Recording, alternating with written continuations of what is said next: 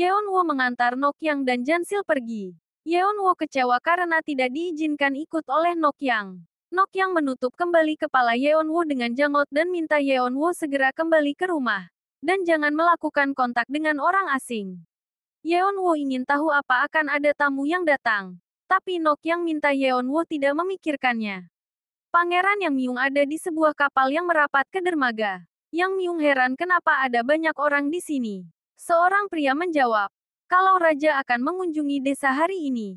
Yang Myung tertegun dan berpikir apa Yeonwoo ingin Yang Myung bertemu raja.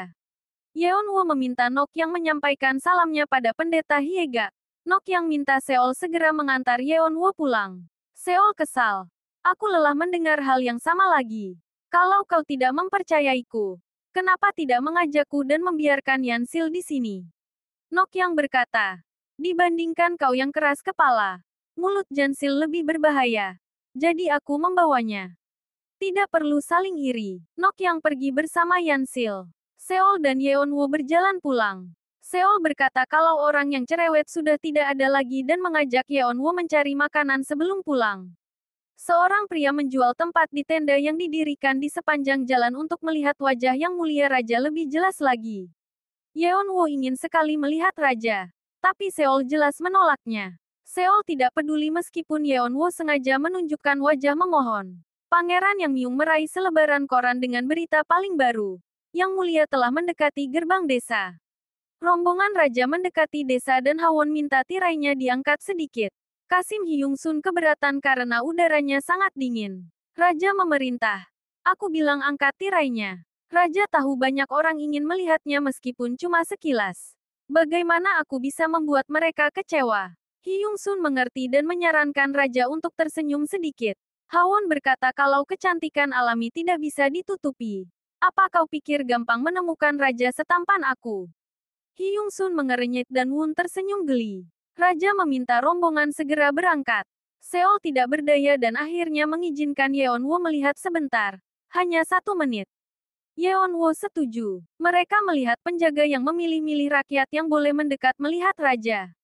Penjaga menolak seorang ibu dan anaknya yang terlihat miskin. Yeonwoo langsung ikut campur dan berkata kalau penjaga itu sangat kasar. Penjaga itu marah. Yeonwoo berkata, apa orang miskin dan dari kelas rendah tidak punya hak melihat yang mulia raja? Apa ada hukum seperti itu? Penjaga itu marah. Kau siapa? Yeonwoo berkata kalau dia seorang peramal. Penjaga itu semakin marah. Peramal rendahan. Beraninya kau melihat langsung ke mataku. Penjaga itu ingin memukul Yeonwoo tapi Seol langsung menahan tangannya. Sebelum aku memotong tangan ini, turunkan cepat. Penjaga itu bingung melihat Seol. Apa kau pacarnya? Tapi kau seperti wanita. Penjaga menantang. Kenapa? Apa karena ada peramal di sampingmu maka kau merasa percaya diri? Yeonwoo tiba-tiba berkata ke penjaga itu. Apa kau ingin mendengar kenapa istrimu melarikan diri dari rumah? Penjaga itu terkejut. Yeonwoo melanjutkan penglihatannya. Itu karena penjaga itu memukuli istrinya. Kau mabuk-mabukan. Lalu pulang ke rumah dan memukuli istrimu. Kau pantas mendapatkannya. Saat istrimu lari dengan pria yang lebih muda. Penjaga itu syok. Penjaga lain justru heran. Bukankah katanya istrimu pulang ke rumah orang tuanya? Penjaga pertama jadi marah dan ingin memukul Yeonwoo. Yang Myung membuat keributan dan berhasil membuat penjaga itu mengejarnya. Yeonwoo mengangkat tali pembatas dan membiarkan orang-orang lewat. Seol marah ke Yeonwoo. Kenapa kau menunjukkan identitas peramalmu lagi? Bukankah guru melarangmu seperti itu? Yeonwoo berkata ia hanya melakukan apa yang biasa dilakukan peramal.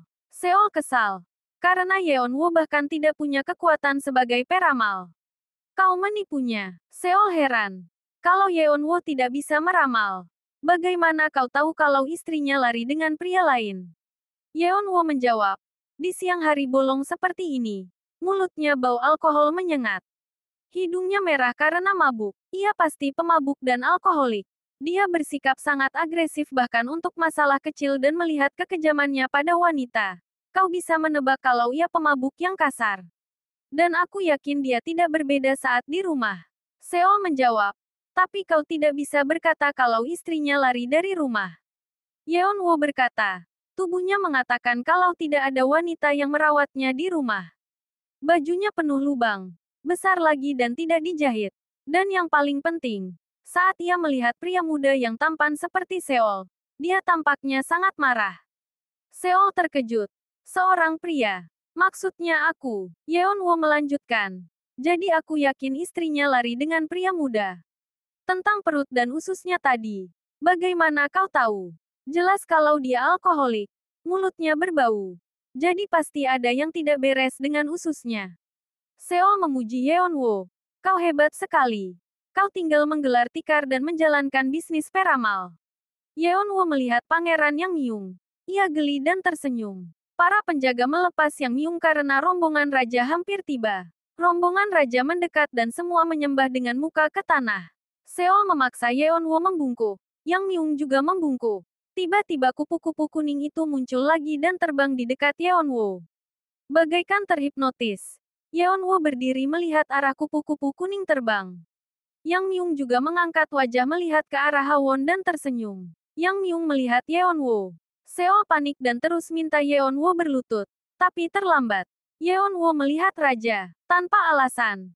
Yeonwoo diliputi rasa sedih yang dalam. Ia menangis tiba-tiba. Pangeran Yang Myung melihatnya dan tampak heran. Raja juga menoleh ke arah Yeonwoo. Tapi Seol dengan cepat menariknya lari. Penjaga segera mengejar mereka. Yang Myung ikut mengejar. Raja bertanya ada apa dan Kasim Hyung Sun melapor. Ada seorang gadis yang menolak membungkuk lalu lari. Raja bertanya. Seorang gadis. Hyung Sun berkata akan menutup tirai tandu. Karena sepertinya agak berbahaya. Seol menarik tangan Yeonwoo dan berlari dengan cepat. Yeonwoo tiba-tiba ingat sesuatu. Saat putra mahkota Hawon menarik tangannya dan lari. Yeonwoo bingung. Seol berhasil menemukan tempat bersembunyi dan keduanya sembunyi sebentar. Yang Myung dan penjaga lari melewati mereka. Seol marah pada Yeonwoo. Tapi Yeonwoo seperti syok.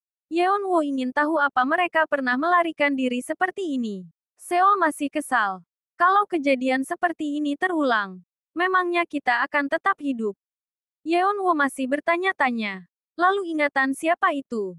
Yang Myung mencari Yeonwoo kemana-mana. Tapi kehilangan gadis itu. Yang Myung sampai salah mengira seorang gadis sebagai Yeonwoo dan gadis itu tentu saja terpesona dengan Yang Myung. Yang Myung harus meyakinkan diri sendiri kalau Yeonwoo sudah meninggal. Raja tiba di istana peristirahatan dan berendam di bak mandi rempah. Raja tampak tidak bersemangat. Hyung Sun bertanya apakah suhu airnya tidak cocok. Atau aroma rempahnya yang tidak cocok. Raja menjawab. Ini menjengkelkan. Hyung Sun bingung apalagi kali ini. Raja mengeluh. Kemana-mana ia hanya melihat kain satin. Sutra. Semua bersih dan berpakaian rapi. Kau tidak bisa melihat orang miskin. Bahkan anjing yang lewat juga terlihat bersih. Enar-enar negeri yang damai. Dan penuh kesejahteraan. Aku benar-benar raja yang hebat.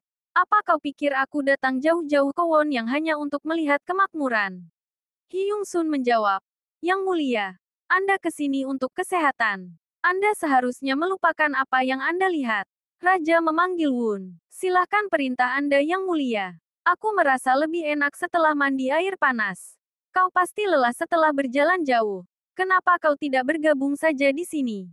Kasim dan para dayang syok mendengar permintaan raja. Hyung Sun langsung minta dayang dan pelayan keluar dengan alasan mengambil ginseng. Hyun Sun mengeluh. Chonna, ada banyak rumor yang beredar di istana kenapa Anda bercanda seperti ini? Raja semakin menggoda Hyung Sun. Gosip apa? Hyung Sun berkata karena raja terus saja menghindari ratu maka ada gosip kalau raja adalah pria yang menyukai pria. Hyung Sun memohon. Jadi saya mohon jangan bercanda dengan Wun seperti ini lagi. Raja justru bertanya pada Hyung Sun. Hyung Sun apa kau mau bergabung denganku dalam bak? Hyung Sun ketakutan. Ia melindungi dadanya dan lari meninggalkan raja keluar. Raja puas dan berkata, Wun, akhirnya tinggal kita berdua. Wun menoleh ke arah raja. Tampaknya mereka sudah merencanakan ini. Hyung Sun mencoba mendengar dari balik pintu. Tapi tidak terdengar apapun. Hyung Sun kebingungan. Ini tidak mungkin. Setelah bertahun-tahun melayani Yang Mulia, apa Yang Mulia telah berubah ketertarikannya? Hyung Sun langsung menghalau pikirannya sendiri. tapi mengeluh kenapa jantungnya berdebar-berdebar dan kakinya gemetaran. Kenapa aku seperti ini? Hyung Sun mencoba mendengar lagi dan Yang Myung muncul. Ia heran melihat tingkah laku Hyung Sun. Yang Myung bertanya, kenapa kau seperti anak anjing yang kebingungan? Hyung Sun gembira dan langsung membungkuk. Yang Myung Gun. Hyung Sun mengumumkan kedatangan Yang Myung pada raja tapi tidak ada jawaban. Hyung Sun memberanikan diri membuka pintu dan syok. Karena kamar itu kosong, Raja dan Wun menghilang. Hyung Sun mulai panik dan memanggil-manggil Raja. Raja bergidik. Wun heran. Apa ada sesuatu? Raja tersenyum. Sepertinya teriakan Hyung Sun kedengaran sampai sini. Keduanya mengenakan baju bangsawan dan berjalan masuk ke desa. Pemandangan yang dilihat Raja berbeda dari yang tadi. Semua penduduk desa itu sangat miskin. Ada yang meninggal dan hanya ditutupi jerami saja di jalan. Ada yang sakit parah. Minta-minta uang. 100% berbeda dari yang dilihat Raja sebelumnya. Wun melindungi Raja dari orang yang mengemis. Raja tampak sedih. Seorang anak menabrak Raja. Anak itu langsung minta maaf. Raja membungkuk dan membantu anak itu berdiri. Sepertinya kau terburu-buru. Kau mau kemana? Anak itu ingin membawakan sayur untuk adiknya di rumah. Raja melihat sayur yang sudah busuk dan kering dalam baskom kayu. Raja terharu. Kau tidak punya orang tua. Anak itu berkata kalau ibunya meninggal 2 tahun lalu karena wabah dan sebulan lalu. Ayahku dipaksa pergi untuk membangun rumah boyong. Raja bertanya siapa nama ayah anak itu. Anak itu menjawab. Katakan saja Pihandu dari Yang Jiwonyang. Raja tersenyum dan berjanji akan mencari ayah anak itu. Ia akan melepaskannya agar bisa pulang lagi. Raja memberikan uang untuk anak itu. Jaga adikmu baik-baik. Anak itu membungkuk. Ia senang sekali dan mengucapkan terima kasih. Wun menyadari ada yang mengikuti mereka. Yang mulia ada seorang mata-mata. Raja menyeringai. Aku tahu. Mungkin hadiah dari menteri. Raja memberi kode Wun untuk lari. Wun mengerti dan keduanya langsung lari dengan cepat. Pria itu bingung dan kehilangan jejak.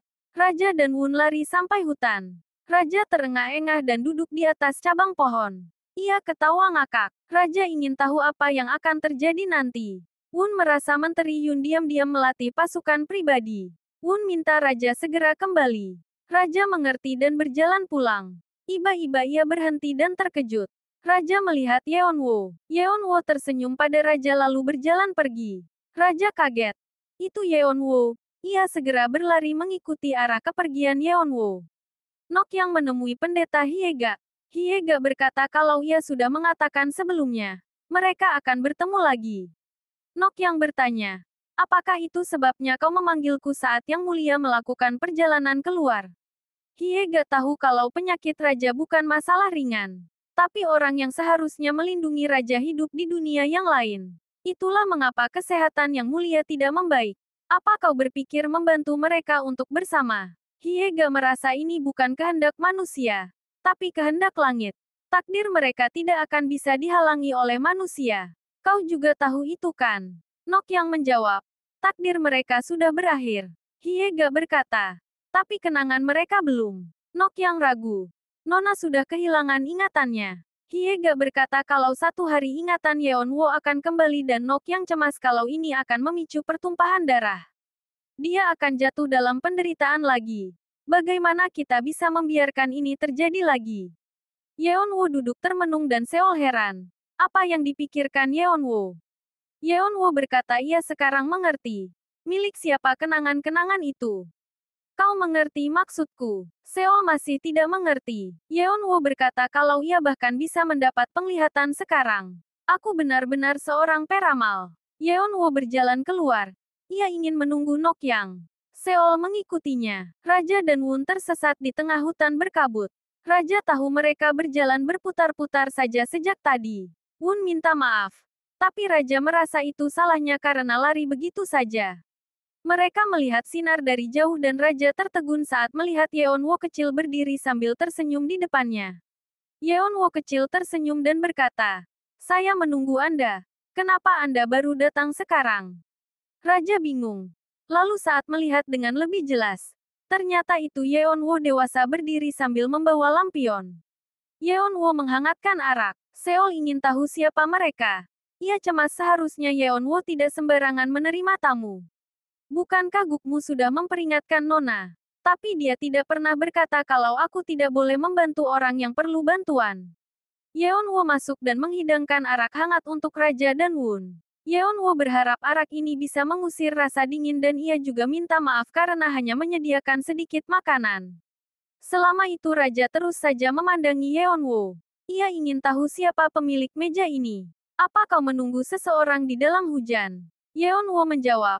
Saya menunggu ibu angkat saya. Yeonwoo permisi pergi. Tapi Raja heran. Kau seorang peramal kan? Kenapa punya banyak buku? Untuk apa semua buku itu?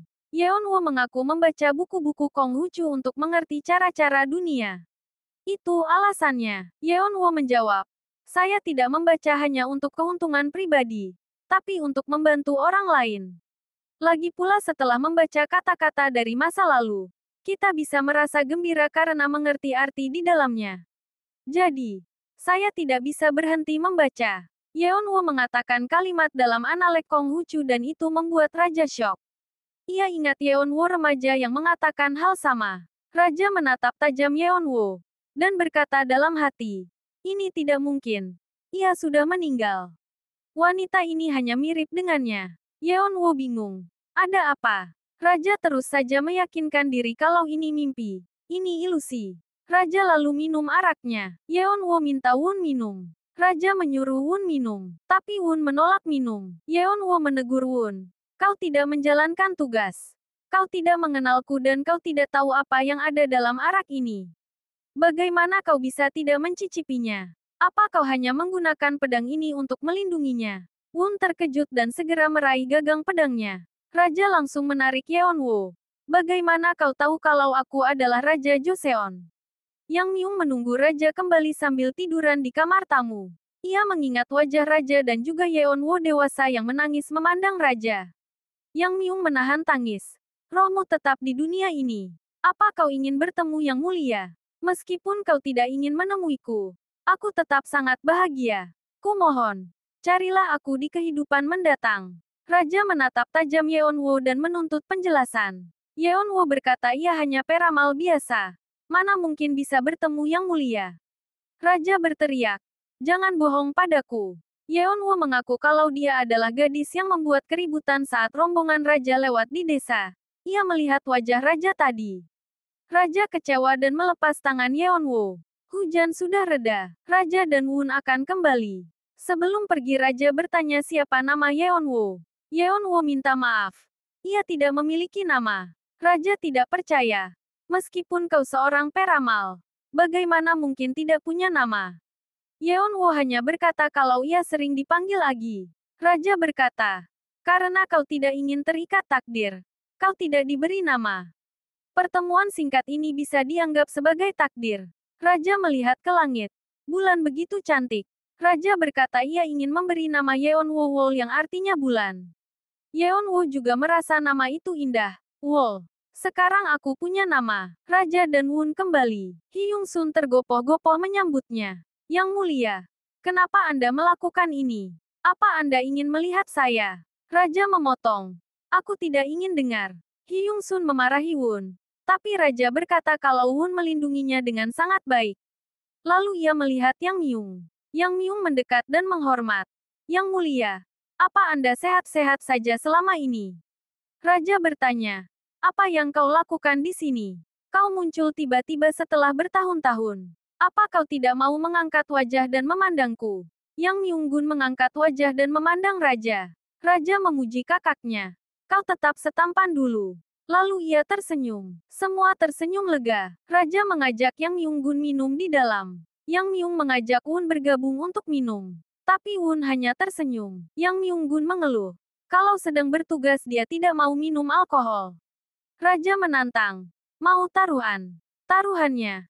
Orang yang berhasil membuat Wun minum. Semua keinginannya akan terpenuhi. Yang Myung setuju. Yang Myung bertanya ke Wun. Kau dengar itu? Ini bukan waktu berpikir. Setelah aku menerima emas dan harta karun dari Yang Mulia, aku akan memberikan setengah untukmu. Wun hanya tersenyum dan menolak. Yang Myung menghela nafas. Lihat itu. Dia sama sekali tidak menyenangkan. Giliran Raja memanggil, Wun langsung respon. Berikan perintah Anda. Raja memerintah. Sini dan minumlah. Ini perintah kerajaan. Mana mungkin Wun menolak perintah Raja. Dengan patuh Wun mendekat. Menerima arak dari Raja dan meminumnya. Yang Myung-gun terpesona melihatnya. Yang Myung mengaku kalah. Sebagai gantinya, Anda bisa meminta apapun. Raja minum dan berubah serius. Bahkan sampai sekarang kau masih memikirkan anak itu. Yang Myung tertegun. Tapi ia harus menjawab. Karena ia kalah taruhan. Saya memikirkannya di dalam hati. Dia sudah meninggal. Kalau saya mengatakan akan melupakannya, saya mengingatnya. Dan saat saya ingin mengingat, saya dengan cepat melupakannya. Ini adalah hati manusia. Saya tidak ingin melupakan. Tapi saya lebih tidak ingin mengingat. Akhirnya, saya memutuskan untuk mengingat kalau ia tidak ada lagi di dunia ini. Raja berkata, memilih untuk mengingat kalau ia tidak ada lagi di dunia ini. Raja dan Yang Myung-gun tampak sedih. Bahkan Wun juga. Raja kembali ke ibu kota dan membaca semua laporan. Ia tersenyum. Selama aku tidak di istana, para menteri telah bekerja dengan keras. Menteri perpajakan dipuji oleh Raja. Dan dengan bebal menteri pajak berkata kalau ia ingin mengurangi beban Raja. Para petugas sampai tidak tidur hanya untuk mengurus masalah politik.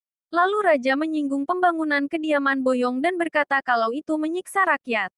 Raja tidak mengerti kenapa harus dibangun terburu-buru seperti itu. Menteri berkata kalau paviliun itu adalah kesayangan Ibu Suri. Mereka harus mempercepatnya agar selesai tepat saat ulang tahun Ibu Suri tahun depan. Raja menyindir.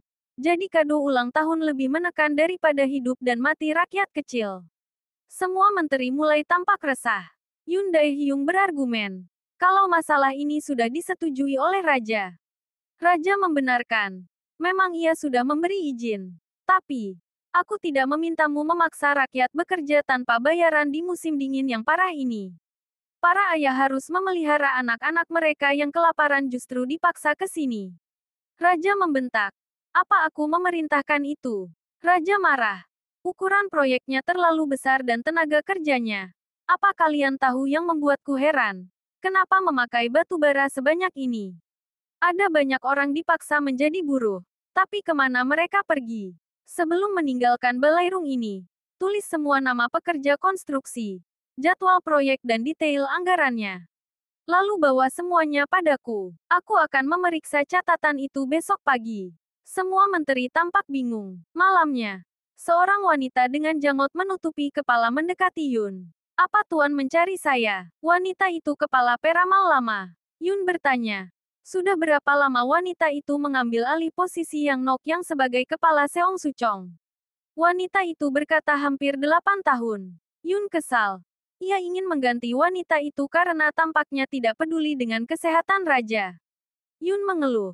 Raja ini mengesalkan. Saat ia seharusnya sehat, ia justru sakit. Saat seharusnya sakit, ia justru sehat. Wanita itu berkata sudah memasang jimat di Daejeon saat Raja pergi dan Yun tinggal memerintahnya saja. Setelah itu, Anda dan saya akan melihat hasilnya. Yun minta wanita itu membuat Raja sakit besok pagi, sehingga Raja tidak akan memeriksa laporan keuangan mereka. Raja duduk sendiri di kamar dan memikirkan Wol. Hyung Sun masuk dan melapor kalau Ratu ingin menghadap Raja. Raja menolaknya. Aku sudah memerintah agar tidak mengizinkan seorang pun masuk ke dalam. Apa kau sudah lupa? Hyung Sun berlutut memohon. Chonna, saya mohon. Bahkan para Dayang dan Kasim juga memohon. Agar Ratu diizinkan masuk. Raja menyerah dan memberikan izin. Ratu Yun masuk. Ia memberi hormat dan bertanya kesehatan Raja. Ratu mencoba tersenyum semanis mungkin. Raja tersenyum dan menjawab. Kau lihat sendiri. Aku sehat sekali. Apa yang begitu penting sampai Ratu harus datang malam-malam ke sini? Hyung Sun bahagia dengan suasana akrab di antara Raja dan Ratu. Ia langsung keluar. Setelah Hyung Sun keluar, suasana berubah. Ratu langsung pasang wajah siap menderita. Saya minta Yang Mulia meninggalkan keturunan. Anda adalah penguasa dan tanpa kekuatan penerus. Anda hanya menara di tengah padang gurun. Anda harus meninggalkan keturunan Raja untuk meneruskan warisan Anda. Raja tetap tersenyum. Ratu Yun melanjutkan. Saya tidak bisa menghadap Ibu Suri lagi. Tidak masalah meskipun itu dari seorang selir. Saya mohon ambillah selir untuk mendapatkan keturunan raja. Raja bertanya, apa kau tulus?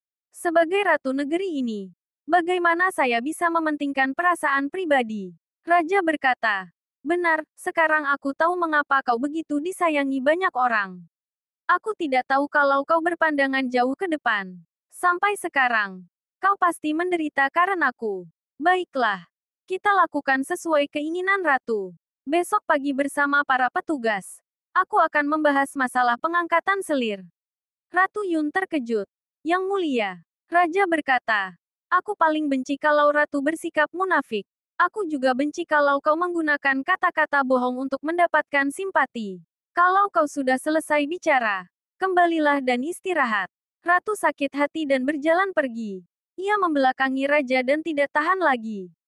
Ratu bertanya sampai kapan raja akan terus mengingat wanita yang sudah meninggal dalam hati. Tempat ini adalah tempat orang-orang yang hidup.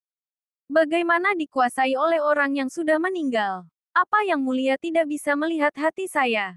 Berapa lama saya bisa berhenti menganggap orang yang sudah meninggal sebagai saingan saya dalam cinta? Yang mulia berapa lama? Sebelum Anda bisa berpaling dan melihat saya. Selama ratu bicara, raja menekan dada dan menahan sakit. Mantra peramal itu mulai bekerja dan membuat raja pingsan. Ratu berbalik dan terkejut. Yang mulia, apa ada orang? Hyung Sun masuk dan segera teriak memanggil tabib istana. Ratu Han menghadap Ibu Suri dan melapor kalau untungnya tidak terjadi apapun. Ibu Suri kesal. Bagaimana bisa terjadi hal seperti itu saat raja dan ratu ada di kamar bersama? Ratu Han minta maaf. Bahkan tabib istana tidak tahu apa yang terjadi. Menurut mereka, Yang Mulia terlalu lelah. Ibu Suri ingin memanggil kembali Yang Nokyang. Ratu Han heran. Bukankah Seong Suchong telah memiliki Gukmu Guon? Ibu Suri merasa Guon masih kurang kemampuannya.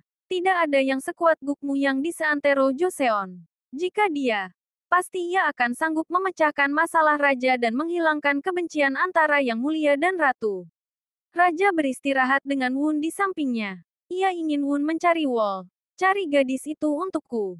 Ada sesuatu di matanya yang membuatku cemas. Raja merasa Wol menyembunyikan sesuatu. Kau belum pernah melihatnya. Mereka mirip. Jika ia masih hidup, ia akan seperti dia. Wun pergi mencari Wol. Tapi sayang mereka sudah terburu-buru pergi. Wun hanya menemukan batu giok kecil yang berbentuk mirip bulan. Putri Minhua panik karena matanya bengkak. Ia takut kalau suaminya tidak lagi menyukainya dan mengusirnya.